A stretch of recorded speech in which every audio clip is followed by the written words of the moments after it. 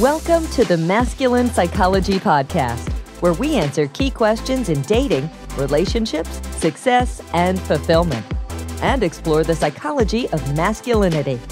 Now, here's your host, world-renowned therapist and life coach, David Tian. Welcome to the Masculine Psychology Podcast. I'm David Tian, your host. In this episode, we'll be diving into big issues. We're going to be getting into neediness, core insecurities, worthiness, and value, as well as many others. And it's all so that you can discover how to become naturally attractive and how, in fact, you already are at your core naturally attractive. And what that means is however you feel and whatever you're thinking and however you want to express yourself, whatever form of expression comes naturally to you, will be and is naturally attractive. And then there is some icing on the cake. You get your fashion down, you improve your fitness or whatever, and that will help, like adding extra toppings on the cake.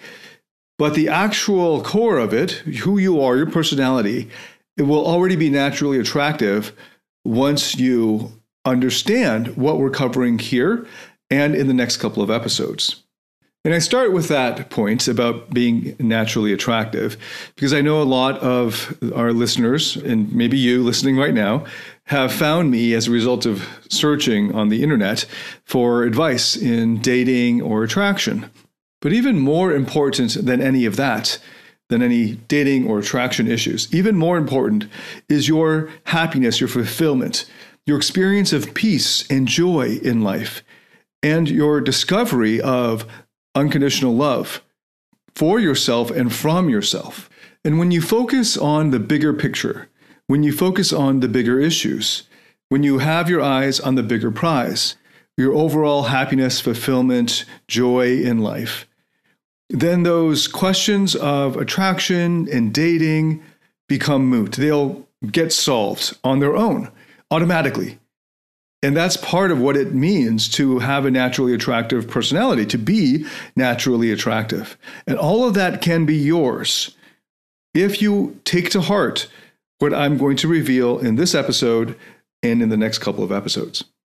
I've actually covered most of these topics in other ways in previous episodes, topics such as worthiness and insecurities and neediness. So if these topics are of interest to you, and they should be if you're listening to this, then I recommend going through more of the episodes in this podcast. These are sort of running themes throughout the podcast so far.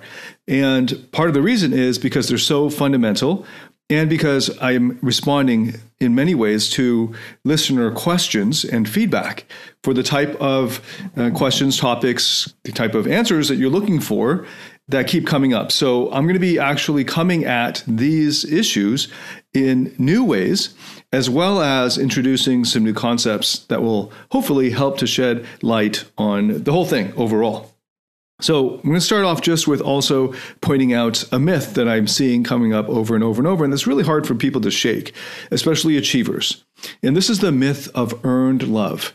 The idea being that we as achievers are so used to earning anything, really, especially rewards, approval, attention, grades, trophies, any kind of accolades, any kind of significance.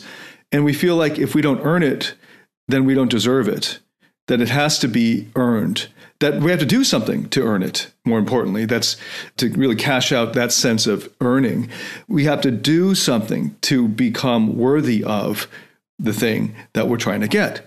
And when it comes to attraction and dating, you might think that it's really just about sex. And I know a lot of shame-based people out there who judge and take a moralistic stance on guys who are just trying to figure out dating, especially on the male side of it, and not recognizing and not appreciating how much effort so many men are putting into becoming worthy of the woman that they pine after, becoming worthy of sexual attraction, becoming worthy of significance. And ultimately, what I'm going to cover here in this episode is that what almost all guys, what they're really after in this area of trying to get better with dating, what they're really after isn't sex or isn't short-term hookups.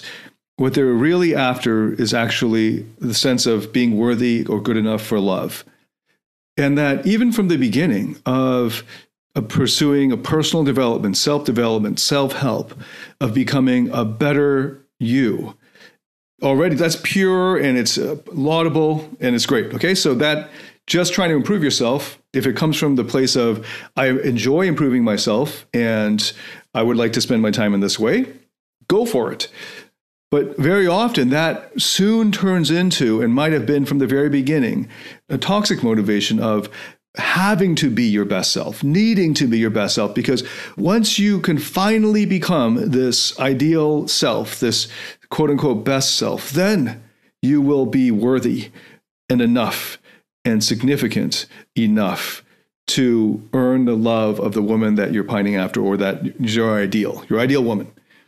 That if you're only when you're your best self, are you going to be good enough for this woman, this ideal woman.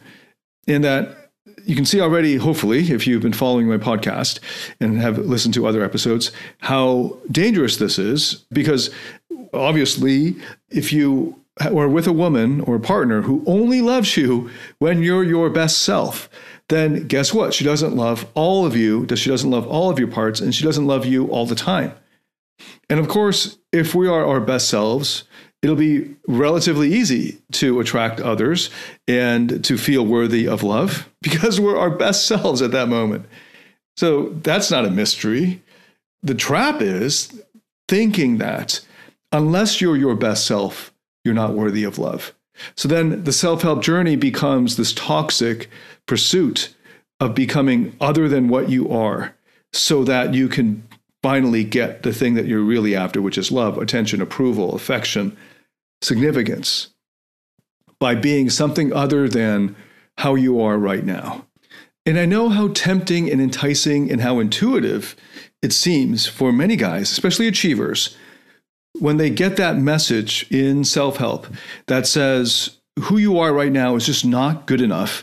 If you just accepted the way you are right now and you thought, oh, the way I am right now is enough, and they never actually really specify enough for what. And the big picture is enough for love. But then that gets conflated with enough for my paycheck, enough to keep this job, enough to get the A. And those are all very different things. But the achiever here is just one thing. He's conflated them all. Being enough, period, whether it's for the paycheck or the A or the woman. To the achiever, this is the way that he approaches life and answers all of the questions, which is go and earn it, work really hard to get it, to be worthy of it, to deserve it. Because otherwise, you're just going to be a lazy bum who just vegetates on the couch and watches Netflix all day. Because in fact, that's actually what the achiever wants to do. When you ask the achiever, if you didn't have to take charge of this job of working so hard to get love and approval and affection and attention, what would you rather do instead? The first answer is always rest. And then it's always like, if you finally become good enough, what would you want to do instead now that you don't have to work so hard to become good enough because you've made it? What would you do? I'd go retire on the beach and finally enjoy life. And that's the achiever, what the achiever really wants. And notice that that's the thing that they're most afraid of because they're repressing the parts of them that are overworked, overtired, or exhausted. Or if they're not repressing them, they're working them really, really hard and repressing the exiled parts or exiling the vulnerable parts that really just want to be present and enjoy life. And if there's that much fear around, if you were to actually believe truly that you are enough right now for love, then that would mean you'd end up quitting your job or being a bum or not working so hard at this career you've chosen. Then that's a sign that you're in the wrong career, that you're not finding fulfillment, that even if you were to succeed in whatever goal you've set in terms of this career, making a ton of money and then cashing out, whatever that is, that it's a sign that you won't actually be fulfilled at the end of that. And even worse, because you're not enjoying the process and you're not intrinsically motivated to do it, because there's a part of you that's so afraid that if you were to remove the toxic requirement, the whip on your back, if you were to remove that, the stick that's pushing you forward, if you were to remove that, then you wouldn't do it. Then very likely what that means is you're doing the wrong thing. You're spending your time doing the wrong thing. Because human beings are all motivated intrinsically to do something. We don't even just relaxing, that's a thing. Achievers suck at relaxing. Even that's a thing. But eventually, if you just sit there and relax long enough, you'll get bored and then you'll want to do something else. And that something else is the clue to what actually bring you and your parts a lot more joy and meaning and fulfillment. But you're not allowing room for that, to explore that, to discover that for yourself, because you're beating yourself so hard on this other road and applying all this discipline and willpower in that direction. If this is an interesting topic for you, I've done a series of podcast episodes already on this for achievers and for a specialized case of achievers, entrepreneurs. So I recommend that you go through the previous podcast episodes. I'm just bringing this up because it's related, in case you haven't listened to those episodes already, and just pointing out the myth of earned love, how dangerous and pernicious and enticing and intuitive it'll appear to achievers, because this is their MO in life. And also the lie of being your best self as being required to be worthy of love, to be enough for love. That if you can finally be your best self, then you can relax. And that's a big trap. So we're going to start there, just noticing that there is this myth of earned love, and I'm going to be explaining how and why this is a myth as we go through this episode, and just pointing out that I'm actually going against almost all self-help. I can't think of any actually self-help that's not psychotherapy, just self-help, like classic life coaching, which is aimed at you becoming your quote-unquote best self. And again, like if you just understand that innocently, it's fine, right? Just like, it's like getting in the best shape of your life. That sounds great if you want to, if that's something you want to do because you enjoy it. But if you're doing it, becoming your best self or trying to be your best self all the time, working on yourself, if you're doing it because you believe that unless you're your best self, then you're not worthy or enough, then it's toxic. Okay, so I've got 3 big points I'm going to be covering in the rest of this episode. And the first, I'm going to be starting from the vantage point of attraction, because I know that's why a lot of you guys have found me. So I'll start there. And then I'll be connecting that to the bigger issue of worthiness. So the first issue, well, the first point is how to become naturally attractive. And I've covered this in other episodes in terms of neediness. So I'm just going to review, hopefully really quick here, that your neediness, the level of your neediness, is inversely proportional to your attractiveness as a man, your sexual attractiveness as a man. And that particular formulation comes from my friend Mark Manson, so got to credit him for that really succinct and handy formulation. He's since abandoned that wording to go with a more common word of confidence, but I actually think neediness gets at it more accurately.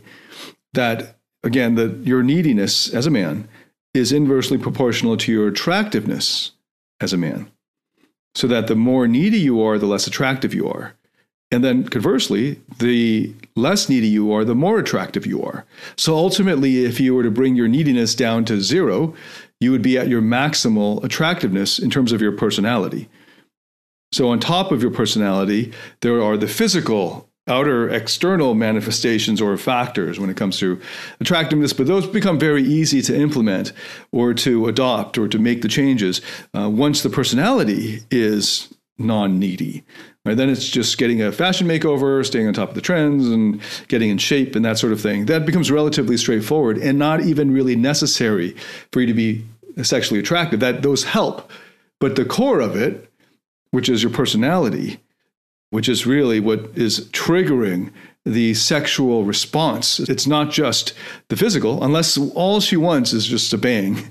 But if she actually wants some interaction, far more important than the physical appearance when it comes to an interaction with her where you're talking and forming some kind of emotional connection, especially when it comes to really passionate sex, there's going to be a kind of dominance, submission dynamic there in passionate sex, and that's personality. That what drives that is personality. So she'll have to supply that as a fantasy in her mind if there's no actual communication. But even your personality comes across through your sub-communications, your facial expressions, your micro-expressions, and so forth. So personality just rules the day on this, and then it's just icing on the cake to add in the fashion and the fitness, and those are the 2 main actually external factors, fashion and fitness. So your path to becoming naturally attractive is going to be focused on reducing your neediness as much as possible. And that's a beautiful thing, because if you can just home in on that one factor, it's like the one big thing that makes the biggest difference, then it simplifies everything for you. Now, the big question is, how do you overcome your neediness? How do you bring your neediness to zero, which brings up your attractiveness to the maximal amount in terms of your personality? Well, the best way to look at neediness, and I've dedicated an entire episode just to neediness, so this should be way of review. Your neediness comes from a lack of meeting your own needs. And we have legitimate emotional needs, such as needs for certainty, security, uncertainty, variety, play and spontaneity, and significance, and connection, and of course of love. Okay, so we have legitimate human emotional needs. The question isn't whether we have needs. So the way to become non-needy is not to remove your needs, or even worse, to pretend as if you don't have any needs, or to try to trick yourself to thinking you don't have any needs, which is what pickup artists and red pill and all that do. They just act as if they don't have these needs. But the right way to do it, the healthy way to do it, is to actually fulfill your needs, to fulfill them in yourself, within your own control. Okay, so that's neediness.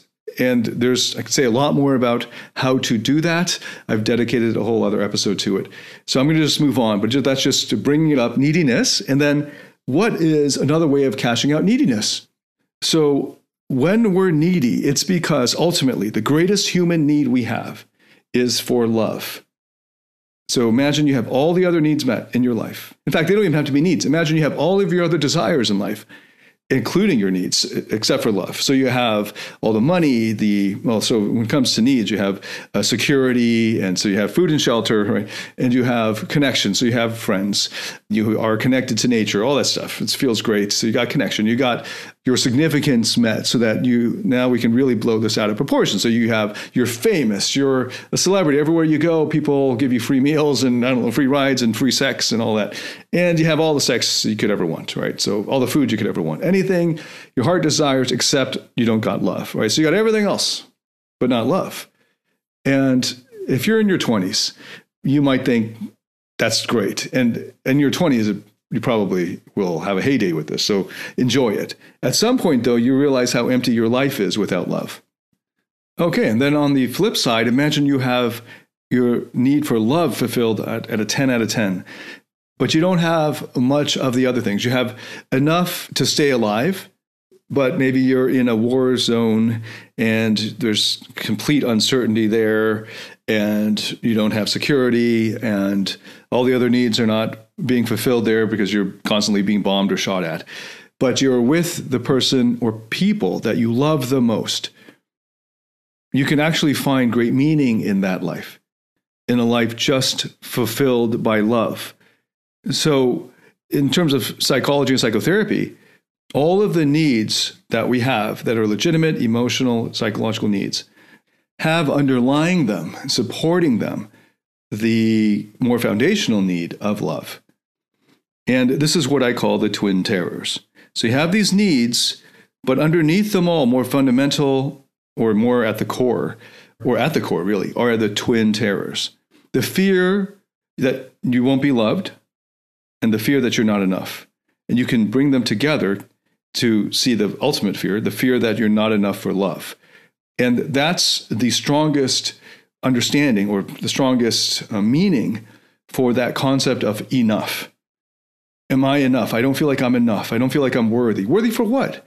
And it's important to cash that out, and I will be doing that later in this episode. But ultimately, it becomes the one that has the biggest oomph, the one that has the most emotional impact, the one that is the strongest driver for action and the strongest motivator is being enough for love. Not so much being enough for the paycheck or for the trophy or for sex, but being enough for love.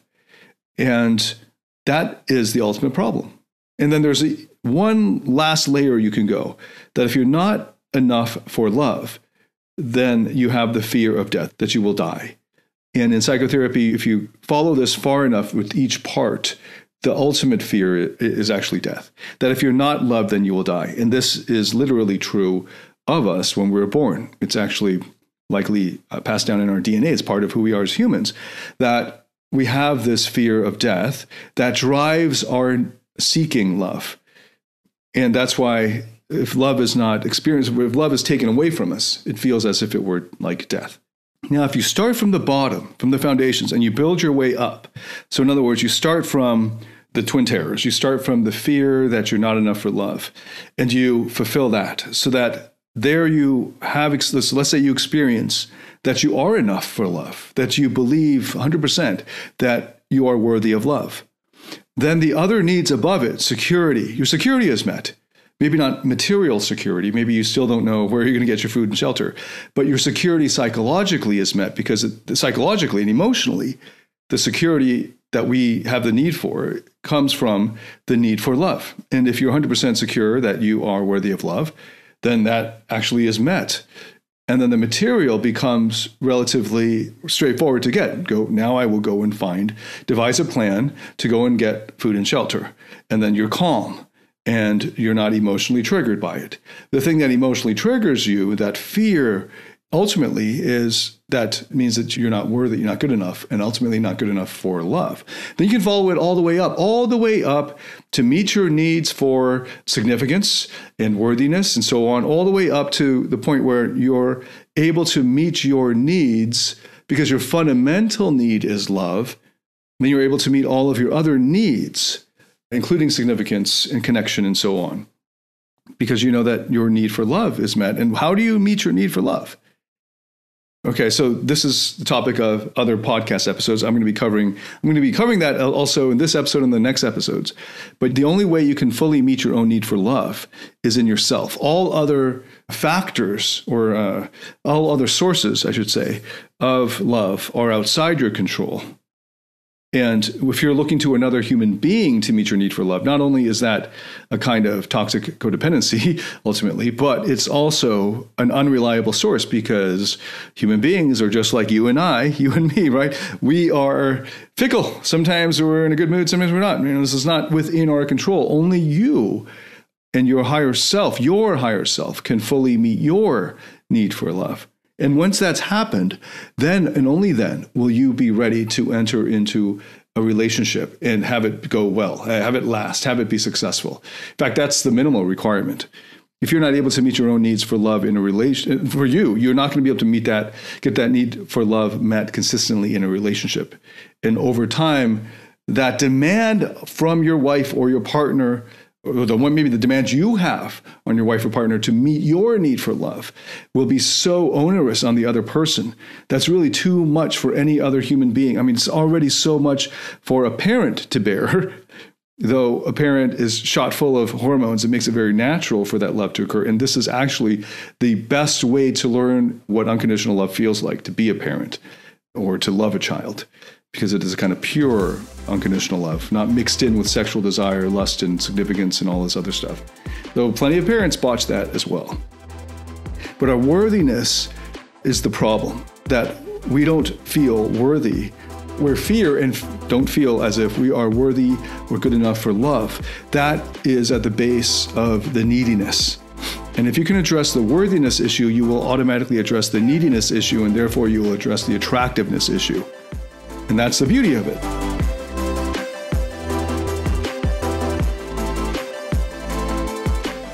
Do you struggle in your interactions with women or in your intimate relationship? Are fear, shame, or neediness sabotaging your relationships or attractiveness? In my Platinum Partnership Program, you'll discover how to transform your psychological issues, improve your success with women, and uncover your true self. Get access to all my current and future online courses by applying for the Platinum Partnership today at davidtianphd.com/platinum. Once you've honed in on the factors that make the biggest difference, the difference that makes the difference, which is the neediness, then it opens up the gateway into discovering why psychotherapy is so important for attractiveness, why psychotherapy is so important for dating and relationship success. Because what is the most important factor is neediness. That comes from a lack of meeting your own needs. And ultimately, the greatest need is the need for love. And that has to do with our insecurity, our core insecurity that we're not good enough for love. so we're not able to meet it naturally. But if you are able to address the core insecurity that you're worthy of love, then everything else gets taken care of. Then your neediness goes away because the greatest and fundamental need is met, the need for love, and that you believe fully that you are worthy and enough for love. In fact, not only you, but everyone is, because we all are worthy of love for the same reason, because we exist. And I just want to read out for you this great passage from the book, The Art of Loving by Erich Fromm, an eminent psychotherapist. And this comes from page 39 on my edition. Unconditional love corresponds to one of the deepest longings, not only of the child, but of every human being. On the other hand, to be loved because of one's merit, because one deserves it, always leaves doubt. Maybe I did not please the person whom I want to love me. Maybe this or that. There is always a fear that love could disappear. Furthermore, deserved love easily leaves a bitter feeling that one is not loved for oneself, that one is loved only because one pleases, that one is, in the last analysis, not loved at all, but used. So ultimately, we are worthy of love just because we exist. That's enough to be worthy of love. And then you might object, no, I don't want to just be worthy of love in general. I want to be worthy of love from that girl at the bar or the office or in my class or on the street that I've been eyeing or whatever, right? That it must come from someone specific that you have in mind. But actually, you're thinking of it in the wrong direction, because you're not going to solve the problem of unworthiness generally in yourself, not enough for love, by only being worthy of one person out of 8 billion people, that person deems you enough for love. But that if you were to understand and fully believe and have that conviction that you are enough for love universally, that you're enough for love, period, then any specific instantiation of that in a particular judge, that one woman that you'd like to attract at the bar or on the street or whatever, that you're wanting that from her. And if she doesn't see it in you, it's not actually a mark against you. It's simply that she is unable, for whatever reasons at that point in her life, to notice that your worthiness of love. Now, this is why it's so tricky when guys think, especially younger guys, get a lot of the audience is in their 20s, younger guys who it's very difficult for them to understand what it's like to love unconditionally someone else and not think of a romantic love, because romantic love is tied up with sex and intimacy and sexual desire. And automatically you can start to see why this messes things up. And it's hard to tease out the love component of that, which is at the core of it. But it's like if you were to see a child, a baby, a newborn, those are the easiest to see as innocent subjects of love, that maybe you don't love that particular infant that you see in the photo or the video, but that you wouldn't argue that this infant is worthy of love in general, or love universally, or love, period, that this child is worthy of love. Maybe you don't love the child, but that doesn't mean that the child's not worthy of love. And that in a way, you're kind of hoping that somebody will love this child. And that if no one loves the child, maybe you'll step in. And that you'll notice that if you are mature, that love flowing from you for a helpless child who's been abandoned comes very naturally, or more naturally than it would for, let's say, an adult woman who you find sexually unattractive. And notice now when you add in the sex component, this is the second point of love universally versus love specifically, and love in terms of sex and bringing the sex element in there, that a lot of men confuse their need for love for their need for sex. And biological sex is full on a need. That is a need. And I know that in very conservative, especially in religious circles, they deny that this is a biological need. But it's obviously a biological need, because without this need, our species would not propagate. Like if you assent to anything in evolution, or just biology as it is studied and practiced as an academic discipline or research discipline in the 21st century, you must notice that there is, and it makes a lot of sense, that there would be a need to procreate. And you feel this need. If you're listening to this, you very likely feel the need for sex. And if you're not meeting that need on its own, separate from your needs for intimacy, love, connection, friendship, approval, significance, which are all wrapped up in romantic love, which isn't strictly speaking love per se, but it's just this whole package of needs that are being addressed in an intimate relationship. But sex is one of the biggest ones, especially for men and younger who have not been meeting their need for sex. Now, there are plenty of ways to meet your need for sex apart and separate from needing to be in a relationship. And for some men, it would be very helpful if you could get that need for sex met separately so that it'd be easier for you to notice the need for love buried in there. Because you could have all the sex you want and still have an empty life, a life without love. Because sex then would just simply be a physical act. And a lot of guys are like, yeah, that's what I want. Okay, go for it. I would really wish it upon you all that you could have as much casual sex without emotion as you want. And it's very unfortunate that this is not the case for many men.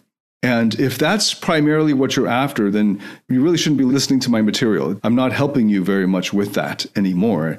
I mean, some of my material, especially in the dating skills, has helped men get lots of casual sex. That's not the aim or the thing that drives me, and has never really been. And if that's what you're after, then I'm not for you right now.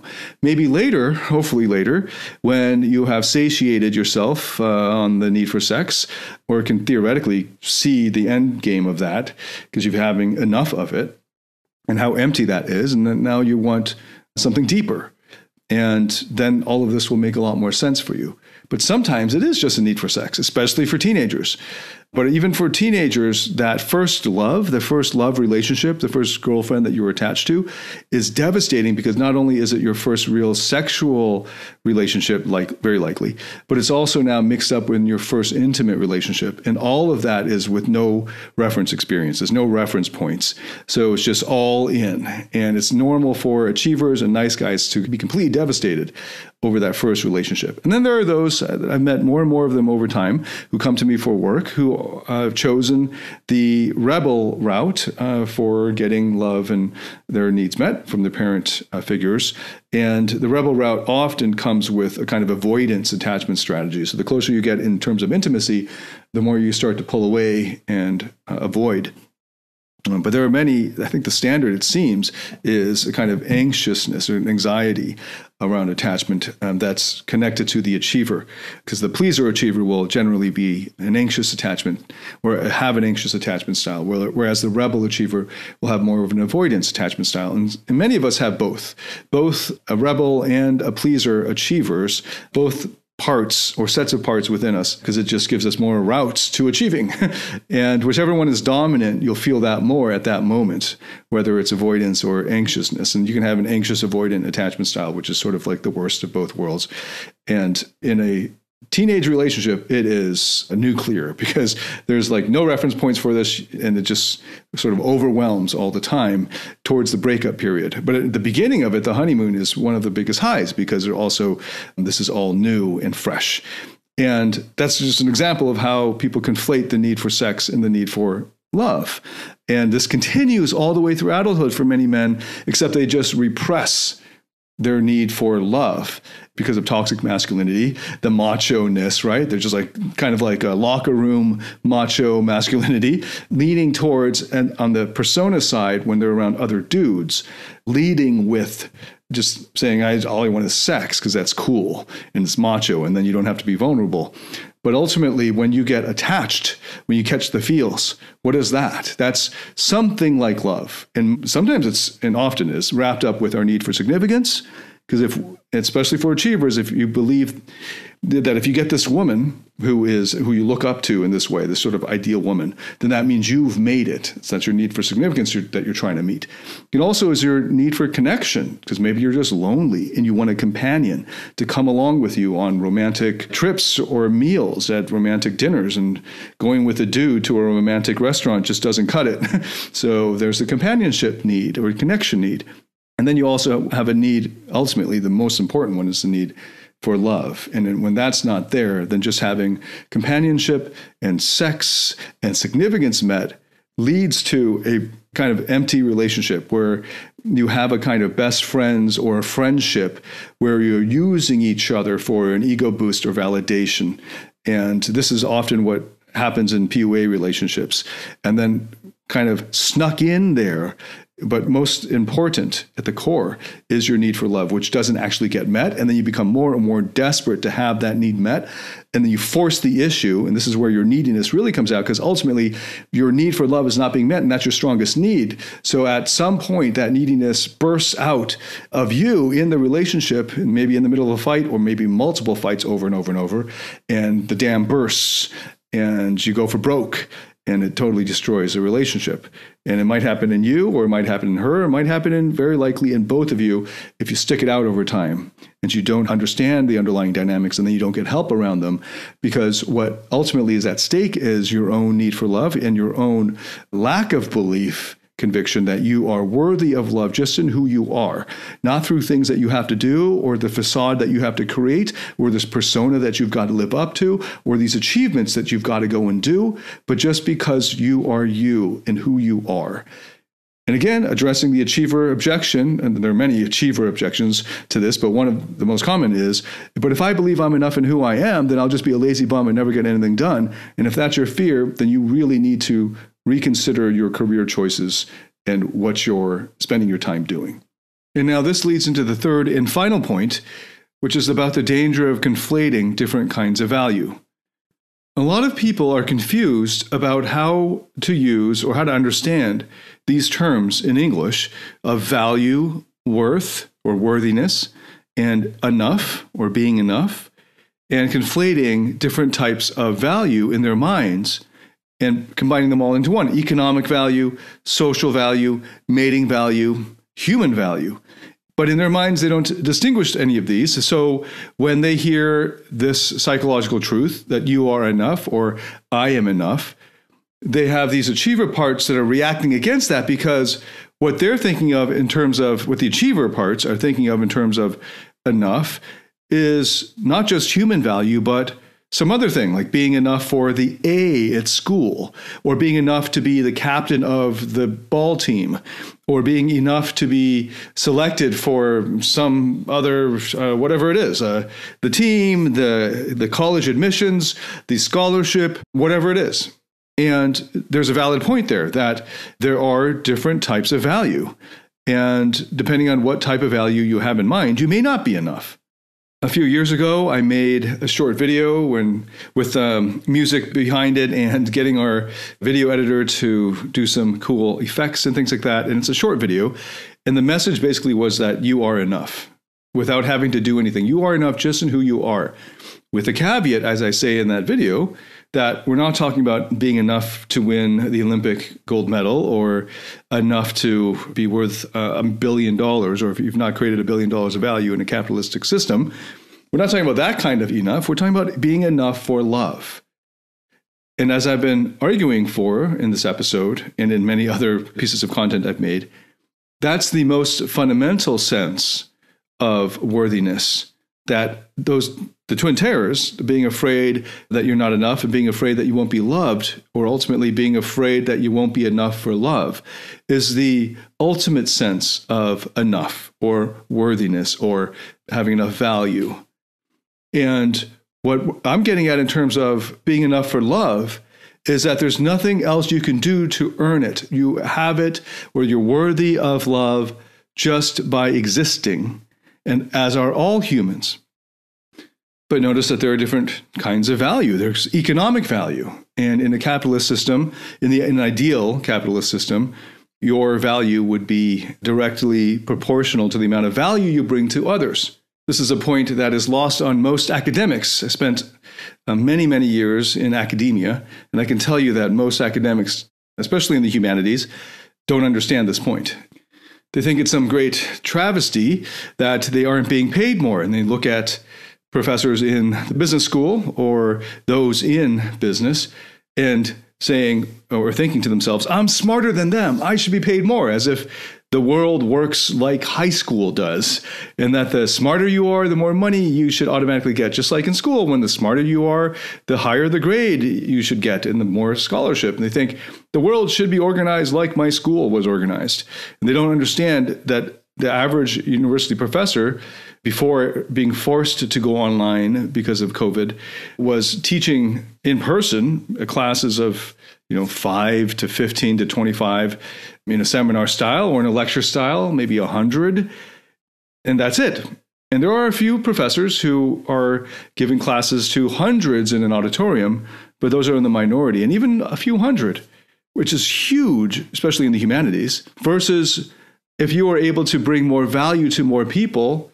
For instance, by going online, you could reach tens of thousands, as I have in one broadcast or in one Facebook group, or hundreds of thousands, as I do through my mailing list, or my friends who have audiences of millions. So I'm small potatoes compared to many of my friends and their reach. And they are, and we are, compensated roughly in proportion to our audiences.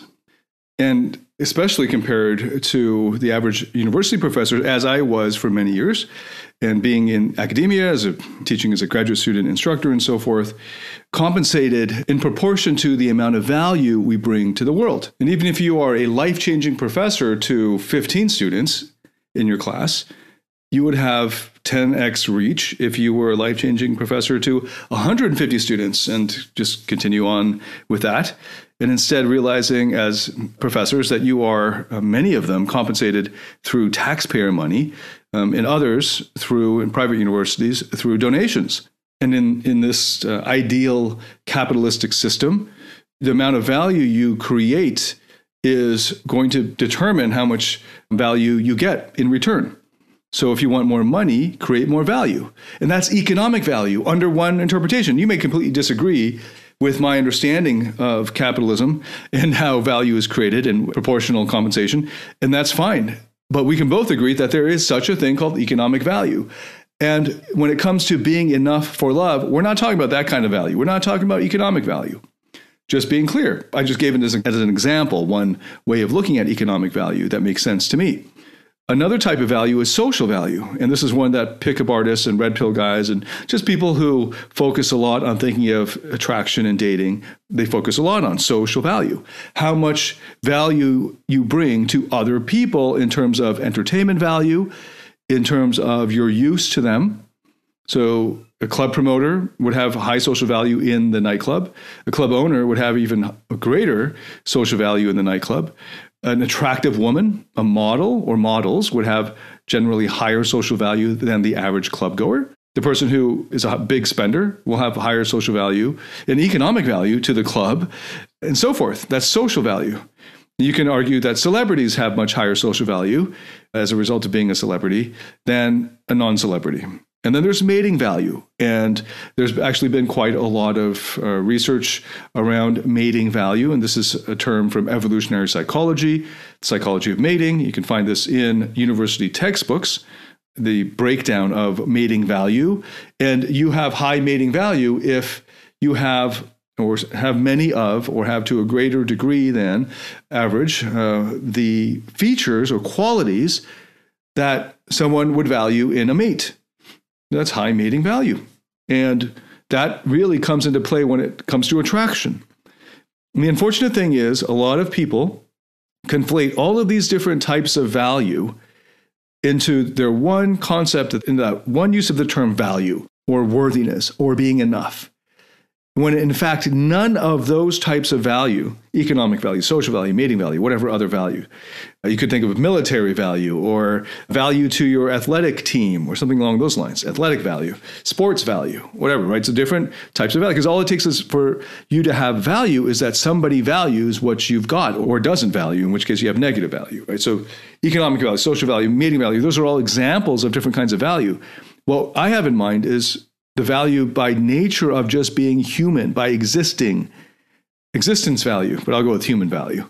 Sort of like human rights. You have these rights just as a result of being human. In the case of human value, you have this value of being enough for love, not being enough for $1 billion, not being enough for the Olympic medal, being enough for love. That's what I'm referring to when it comes to being enough. But that is the most important sense of it. So this is such a central point. The danger of conflating different kinds of value, that I'm going to expand on it in the next episode. But for now, just pointing out that there are these different kinds of value, and it's really important. It's essential, necessary that you distinguish between them, and to realize that when it comes to being enough, what I have in mind and what is the most important sense of enough is being enough for love, which is the ultimate human need.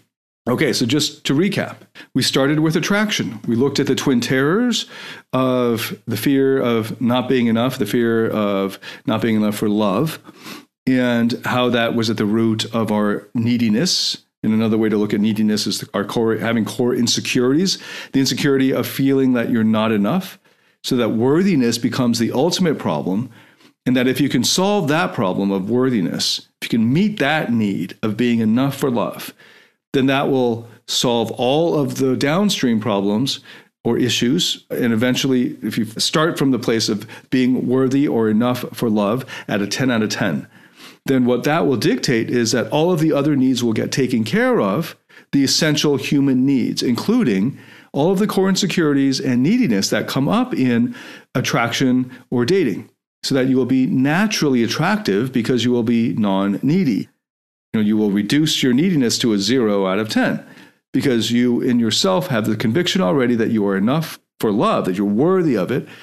And then it becomes an easy matter, if you already fully believe that, to be able to meet all of your other needs of security and significance and so on, because all of those will get taken care of when you are able to feel fully at a 10 out of 10 that you are enough for love.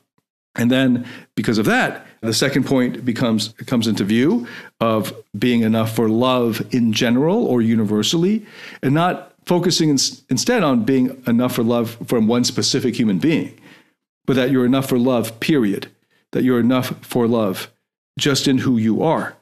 And along the way, I mentioned the myth of earned love and the related myth of being your best self as the ultimate thing. And that both of those myths, the myth of earned love and the trap of aiming at being your best self as a way of earning that love, it's a trap because what you'll get in the end is not actually love, but it's a trap because this can occupy your entire life. And the tragedy of a life that is lived in the hopes of when you finally can be your best self, which theoretically speaking can never actually be actualized because you could always get better tomorrow. But delaying your happiness and your sense of satisfaction and this sense of loving yourself because you have to earn it by being your best self is a tragic trap, because it's a trap that never ends and could continue to the end of your life, and you end up wasting your life. And then finally, the third point being noticing the danger of conflating these different types of value. And I gave as examples economic value, social value, mating value. I mean, there are many other types of value. But what's at stake here in the way we're talking about earned love and so on, and the twin terrors and neediness, is ultimately being enough for love. And the result is being enough for love, or the basis of it is just simply being human, existing. I'll call it for now human value, though there's probably a better term for it. Now, if you don't take these lessons to heart, if you persist in trying to earn love and trying to be your best self as a way of earning love, then that is a trap that, as I said, will continue to the end of your life. Because trying to be your best self is a life-consuming process. And if you're waiting for that to happen before you can say to yourself, truly, and with conviction, that you are enough for love, if you have to become your best self for that to happen, or if you're continuing to strive and achieve in order to be worthy of love, then this is going to be a trap that will consume your entire life. And even the love that you do get, the bits of it that you think you have, it will sabotage the relationships, the intimacy, what you think is love, because ultimately you'll still be trying to get this thing and it will elude you. You're going to push it further and further away because the fundamental neediness and those core insecurities are still there driving things. And it's like a toxin taken into the body and being rotting and just rotting from the inside. You don't notice it until it consumes you. So you don't want that. You want to invest in yourself now by taking these concepts seriously, and you owe it to yourself to really think more deeply about what I'm sharing here on the chance that what I'm sharing is true. And if you need further incentive, this is the path to becoming naturally attractive, to actually realizing your own natural attractiveness, coming from bringing your neediness down to zero because you have the rock solid confidence and conviction in your own worthiness for love, and taking care of all of your needs as a result of taking care of that fundamental need, that core need. And then it can just be a natural way of being, and everything else will become natural for you in terms of attractiveness. And if without it, everything else is a struggle. It's just hard work. And even if you get the thing that you think will make it work, it won't, because ultimately you still don't believe that you are enough for love without having to go and earn it. Okay, I've gone on long enough. I'm going to be getting into what to do about this, and also getting into what human value is, what it means to say that you are enough for love, and why. Why would you be enough for love? What's the basis of it? I'll be going into that in more detail in the next episode, and to show you also how to have that rock-solid conviction for it. Come back to the next episode. If you liked this, please share it with anyone that you think would benefit from it. We also would appreciate a rating on Apple Podcasts. That helps a lot. And any feedback at all on this episode, I'd love to get that from you. Thanks so much for listening, and I'll see you in the next episode. David Tian signing out.